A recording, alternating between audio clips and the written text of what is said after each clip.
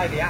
ಹಾಂ ಸರ್, ಬರ್ತಾ ಇದೆ. ರೀಚಾರ್ಜ್ ಇದೆ. ತಿಂಗಳ 3,000 ರೂಪಾಯಿ ನನ್ನ BSc ಕಂಪ್ಲೀಟ್ ಆಗಿದೆ. ಅದಕ್ಕೋಸ್ಕರ ಮೊನ್ನೆ ರೀಸೆಂಟಾಗಿ 3 ಮಂತ್ಸ್ ಕೆಳಗಡೆ ಅಪ್ಲೈ ಮಾಡಿದ್ದೆ. 3,000 ಬರ್ತಾ ಇದೆ.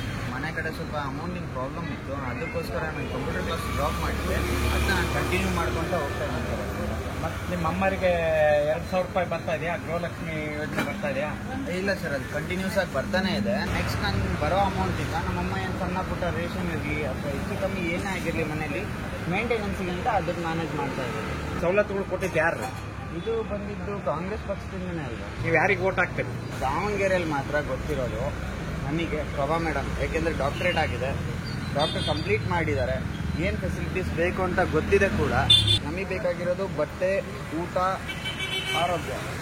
ಈಗ ಊಟ ಕೊಡ್ತಾ ಇದ್ದಾರೆ, ಆರೋಗ್ಯ ಅವ್ರು ನೋಡ್ಕೊತೀನಿ ಅಂತ ಬಾಯ್ಬಿಟ್ಟು ಹೇಳಿದ್ದಾರೆ. ಹಂಗಿದ್ದಾಗ ಬಟ್ಟೆ ಒಂದು ನೋಡ್ಕೊಂಡ್ರೆ ನಮ್ಗೇನು ಕಮ್ಮಿ ಇಲ್ಲ ಅಂತ ಅನ್ಸುತ್ತೆ. ಹಂಗಾಗಿ ಪ್ರಭಾ ಮೇಡಮ್ ಅವರಿಗೆ ಬರ್ತೀವಿ. ಇನ್ನೇಕೆ ಆತಂಕ, ಈ ಬಾರಿ ಪ್ರಭಕ್ಕ ನಮ್ಮ